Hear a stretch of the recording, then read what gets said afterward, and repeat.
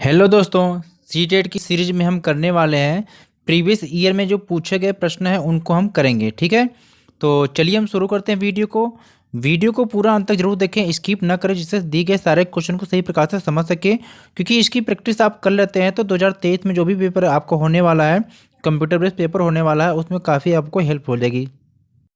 Previous year question के माध्यम से हम ये देख सकते हैं कि किस टाइप के क्वेश्चन एग्जाम में पूछे जाते हैं। तो चलिए शुरू करते हैं दोस्तों। और चैनल पर नया है तो चैनल को सब्सक्राइब करें और बेल आइकन को प्रेस करें। तो चलिए शुरू करते हैं वीडियो को। तो यहाँ पर पहला क्वेश्चन दे रखा है, निम्नलिखित में से कौन से जानवर का आगे का दांत उसकी पूरी जिंदगी बढ़ता रहता है। यानी कि अक्सर आप पेपर में आपने देखा होगा, ये सारे जो क्वेश्चन आपके एनसीईआरटी बेस का है। यानी इसमें पूछा जा रहा है कि कौन सा ऐसा जानवर है जिसके आगे का दांत उसकी पूरी ज़िंदगी भर क्या बढ़ता रहता है। ठीक है, तो ऑप्शन ए दे रखा है बिल्ली, बी गिलहरी, सी सांप और डी बाघ। तो पहले क्वेश्चन का जो राइट आंसर हो जाएगा ऑप्शन बी गिलहरी। आपने देखा गिलहरी जो क्या है, हमेशा बढ़ते हुए दांत से परेशान होकर कुछ न कुछ कुतरती रहती है। ठीक है, तो ऑप्शन बी बिल्कुल सही हो जाएगा गिलहरी यहाँ पर। इसी के साथ कभी कभी ऑप्शन में आपको चूहा भी मिल जाता है। ठीक है, चलिए सेकेंड क्वेश्चन देखते हैं प्यारे दोस्तों। नीचे दिए गए विकल्पों में से मधुमक्खी की सर्वाधिक उपयुक्त विशेषताएं पहचानिए। यानी कि नीचे दिए गए जो विकल्प है इसमें से आपको क्या है, मधुमक्खी के संदर्भ में सर्वाधिक उपयुक्त विकल्प को आपको क्या है, चुनना है। ठीक है, पहला पॉइंट यहाँ पर दे रखा है कि केवल रानी मक्खी ही अंडे देती है। तो ये बिल्कुल करेक्ट है। ठीक है, सेकेंड है कि नर मक्खी की कार्यकर्ता के रूप में कोई विशेष भूमिका नहीं होती है। ठीक है, तीसरा कथन यहाँ पर है कि सभी मादा मक्खी अंडे देती है। तो ये कोई ज़रूरी नहीं है कि सभी मादा मक्खी ये अंडे दे, तो ये आपका गलत हो जाएगा। ये सेकेंड आपका सही हो जाएगा। ठीक है, क्वेश्चन पॉइंट 4 है आपका कि कार्यकर्ता मक्खी भोजन को खोजती है और उसे छत्ते में लेकर आती है। तो ये भी ऑप्शन सही हो जाएगा। तो इस हिसाब से ऑप्शन अगर देखा जाए तो यहाँ पर करेक्ट हो जाएगा ऑप्शन सी, यानी कि पहला, दूसरा और चौथा ऑप्शन सही हो जाएगा। ठीक है, चलिए चलते अगले क्वेश्चन की तरफ। क्वेश्चन नंबर 3 यहाँ पर कि वे व्यक्ति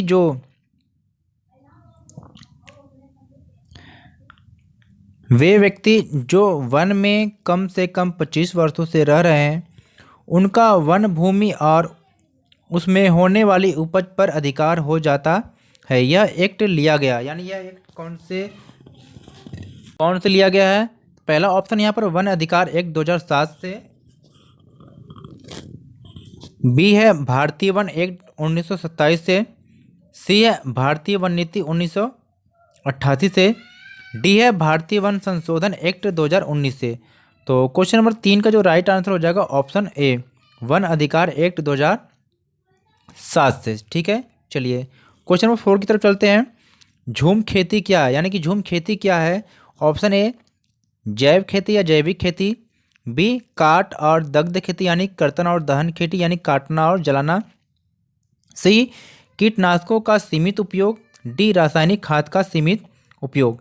तो क्वेश्चन नंबर 4 का जो राइट आंसर हो जाएगा यहाँ पर ऑप्शन बी, यानी कि काट और दग्ध खेती यानी काटना और जलाना। चलिए क्वेश्चन नंबर 5 की तरफ चलते हैं। रोनाल्ड रोस को 1902 में चिकित्सा के क्षेत्र में नोबेल पुरस्कार डैश शोध करने के लिए मिला था। यानी कि रोनाल्ड रोस को 1902 में चिकित्सा के लिए जो नोबेल पुरस्कार दिया गया था वो किस क्षेत्र में दिया गया था। ठीक है, किस पे शोध करने के लिए दिया गया था।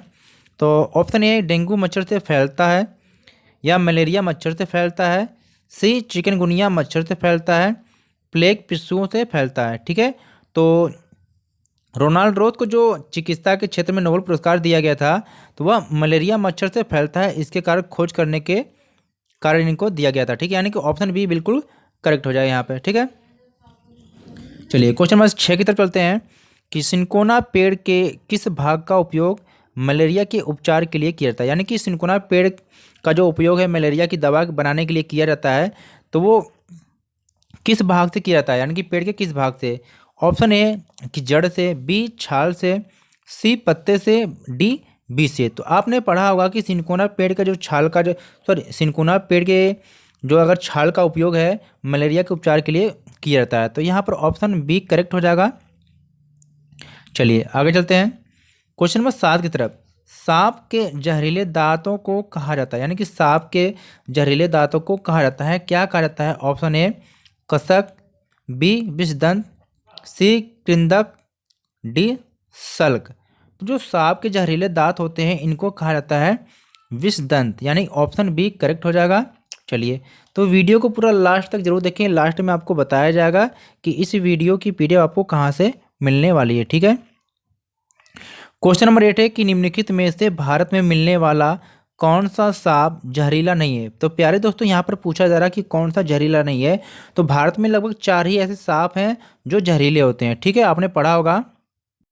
तो भारत में जो पाए जाने वाले 4 सांप हैं जो काफ़ी जहरीले होते हैं, जिनमें से पहला यहाँ पर अगर देखेंगे तो एक अफाई हो गया आपका, दूसरा करैत है, और तीसरा आपका यहाँ पर हो गया दुबैया, और चौथा हो जाएगा नाग, ठीक है। तो यहाँ पर ऑप्शन ए में दे रखा है दुबई, तो ये बिल्कुल सत्य है।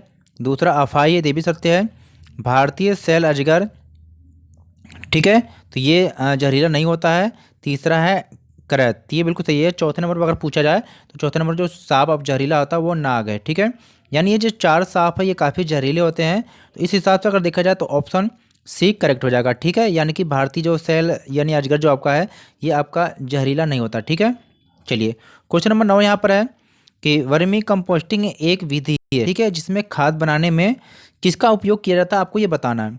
ऑप्शन ए है कि फीता कृमि का, बी जोंक का, सी केचुए का, और डी अंकुश कृमि का। तो आप सभी जानते हैं कि वर्मी कंपोस्टिंग जो एक विधि है ये इसमें खाद बनाया जाता है, तो इसमें क्या है केचुए का उपयोग किया जाता है, यानी कि ऑप्शन सी बिल्कुल करेक्ट हो जाएगा। चलिए आगे चलते हैं। और हाँ, चैनल पर अगर नए हैं आप हैं तो चैनल को सब्सक्राइब जरूर कर लें, और कमेंट करके जरूर बताएं कि आपके कितने क्वेश्चन सही हुए हैं, आपको कितने क्वेश्चन आते थे, ठीक है। और कोई भी अगर कमी रह जाती है तो कमेंट करके जरूर बताएं, सुधार किया जाएगा, ठीक है। और वीडियो को लाइक ज़रूर करें। क्वेश्चन नंबर 10 है कि पश्मीना ऊन किस जानवर से मिलती है? यानी कि जो पश्मीना ऊन आपने अक्सर सुना होगा, तो ये किससे मिलता है? बहुत सारे बच्चे सोच लगे होंगे कि पश्मीना जो ऊन है तो ये भेड़ से मिलता होगा, लेकिन ऐसी कोई बात नहीं है। ऑप्शन ए भेड़ है, बी ऊँट, सी बकरी, और डी एल्पैका।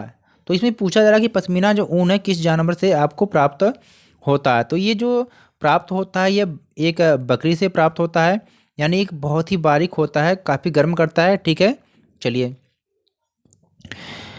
क्वेश्चन नंबर 11 है कि अधूरे जल जीवाश्मी ईंधन से फैलती है, यानी कि अधूरे जले जीवाश्मी ईंधन से फैलती है।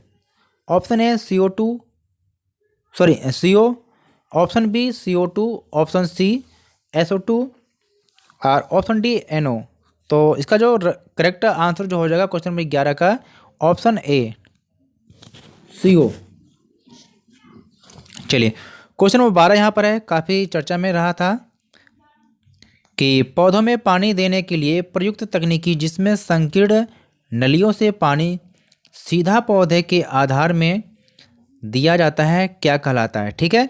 तो यानी एक ऐसी विधि है कि इस विधि के द्वारा जो है पानी सीधे पौधे के आधार यानी कि जड़ में टपकता है जाता है, तो उसका नाम पूछा जा रहा है, ठीक है। ऑप्शन ए नैनो सिंचाई, माइक्रो यानी लघु सिंचाई, सी फेमटो सिंचाई, डी ड्रिप सिंचाई।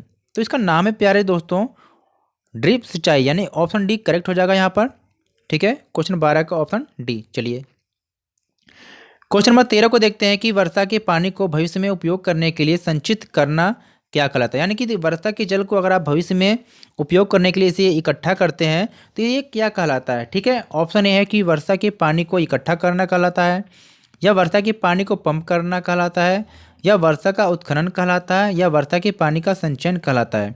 तो आपने पढ़ा होगा इसको, तो इसको कहा जाता है कि वर्षा के पानी का संचयन, ठीक है। चलिए आगे चलते हैं क्वेश्चन नंबर 14 की तरफ। ये क्वेश्चन अक्सर एग्जाम में पूछा जाता है, एनसीईआरटी का फेवरेट क्वेश्चन है, तो इसे जरूर समझे, ठीक है।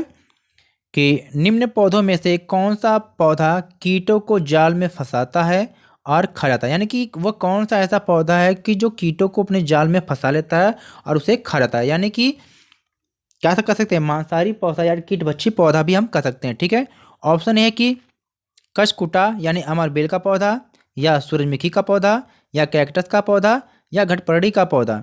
तो आपने इसको पढ़ा होगा, ये बहुत बार पूछा जाता है एग्जाम में, यानी इसका नाम है घटपरड़ी पौधा, यानी इसे कीट भक्षी पौधा भी कहते हैं, ठीक है। ऑप्शन डी करेक्ट हो जाएगा क्वेश्चन नंबर 14। चलिए आगे चलते हैं दोस्तों। क्वेश्चन नंबर 15 है कि निम्नलिखित में से कौन से रोग मच्छरों से फैलते हैं, यानी देखिए कौन से ऐसे रोग हैं जो मच्छरों के द्वारा फैलता है। ठीक है, तो यहाँ पर पहले में लिखा है malaria, B pneumonia, 3 dengue, 4 chikungunya. तो ये मच्छर से फैलता है, मलेरिया फैलता है, डेंगू फैलता है, चिकनगुनिया फैलता है। ठीक है, तो इस हिसाब से अगर देखा जाए तो यहाँ पर करेक्ट जो आंसर हो जाएगा ऑप्शन सी, यानी कि पहला, तीसरा और चौथा, यानी ये जो है रोग है ये मच्छरों से फैलता है। तो यहाँ पर हमने 15 क्वेश्चन कंप्लीट कर लिया है, ये उसके ऑफिशियल आंसर की है। ठीक है, तो अगर आपको इसकी PDF चाहिए तो हमारे टेलीग्राम ग्रुप से जुड़ें। ठीक है, चैनल पर पहली बार अगर हैं तो हमारे बेस ऑफ एजुकेशन मंत्रालय से जुड़ें और टेलीग्राम ग्रुप को ज्वाइन करके PDF को प्राप्त करें, और हमें इंस्टाग्राम पे भी फॉलो कर सकते हैं। और प्यारे दोस्तों, ये वीडियो आपके लिए बनाई जाती है, जो मेहनत किया जा रहा है वो खास तौर से आपके लिए किया जा रहा है। तो वीडियो को ज़्यादा से ज़्यादा अपने दोस्तों के साथ शेयर करें और वीडियो को लाइक करें, और चैनल पर पहली बार विजिट करें तो चैनल को सब्सक्राइब करें। Okay, take care, good bye बच्चों, फिर मिलते हैं एक नई वीडियो के साथ, तब तक नमस्कार।